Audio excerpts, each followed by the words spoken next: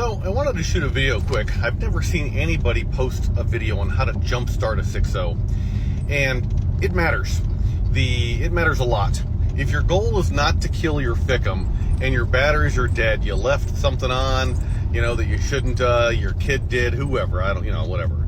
And now all of a sudden you come out to dead batteries or weak batteries. The last thing you want to do is subject your fuel injection control module to inadequate supply side voltage. And so, because all of a sudden you're going to have to become my customer with a FICM, and I don't want that for you.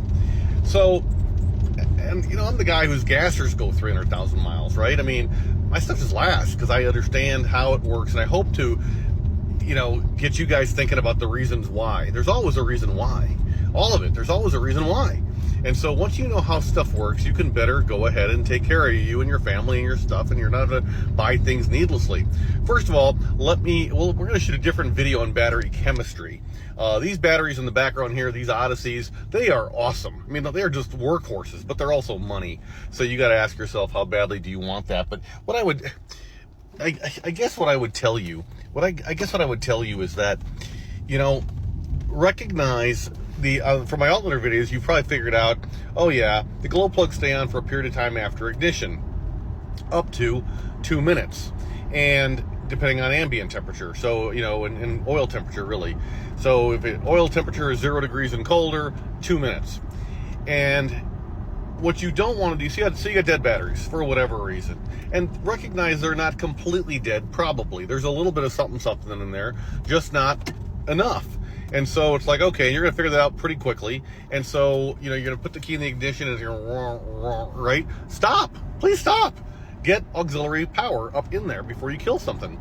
But then you're going to put the batteries on the charger. Good job out of you. And after you put the batteries on the charger, let me back up. If you have a charger available to you, put the batteries on a charger and let them charge. If you've got that much time, that's lovely, right? If you don't have a charger available to you and you're getting a jump, what you want to do is attach the jumper cables, positives first, negatives last. I don't care what battery you attach to. Ideally, I suppose the passenger side battery, because that's the one that's hardwired to the starter. But you're going to leave them hooked up for a little bit. You're not just going to hook them up and turn the key. What you're going to do is you're going to hook them up and you're going to leave them hooked up for, as long as you got, very frankly. If you got 5 minutes, 5 minutes. If you got 15, right? Because you want this to work and you want it to not hurt stuff. That's what you want.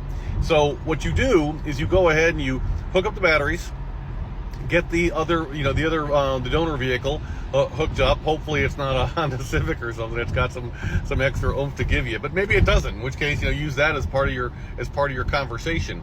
But as far as how long you're going to keep it hooked up for. But here's the part that maybe you don't know. Go ahead, after you start it, don't disconnect the batteries. Your glow plug draw, it's a pulsed draw, but it's 230 amps pulsing. Very few of you have an alternator that can do 250 amps at cold idle. And very few of you need that, very frankly. I mean, the most popular alternator we sell, even in tundra type climates, is our 240 that does 190. It's still not 230, but it's a 230 amp pulsating draw. And so what you want to do is you want to keep the jumper cables hooked up until the glow plugs are off at the bare minimum. And that way, you're going ahead and you're making it so that you're not having to hurt something. You're not having to draw your already pissed off batteries down even more. Now you have to buy batteries sooner or go get them warranted or whatever else. Feel bad about warranting batteries, because normally it's just like, well, crap, this is my fault, and I feel bad for the manufacturer because they're just people too. It's like, oh, these huge companies. These huge companies are owned by people. Individual people. And so when you have a return, you're driving up the cost for everybody else, including you, on future acquisitions. So keep that in the back of your mind too. So do the right thing even when no one's looking. It's called integrity. But at any rate, if you can go ahead and you can make it so that less is asked of your batteries, you already pissed them off, you already did the wrong thing by allowing them to go dead. So fine, you're doing what you can here.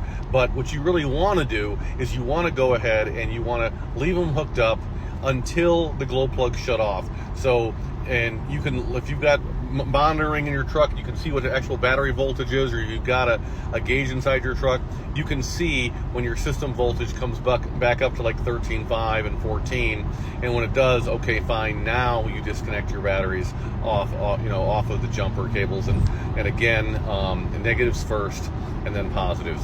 So I hope this helps somebody. Leave your comments in the section below that allows for such things, and we're going to shoot a video on battery chemistry sometime soon as well. All right, thanks very much. We're all in this together. FICMRepair.com.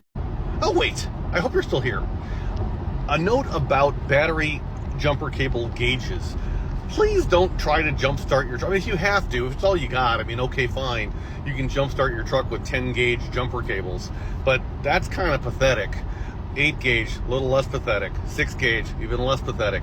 Ideally, your jumper cables would be like 1/0 or better.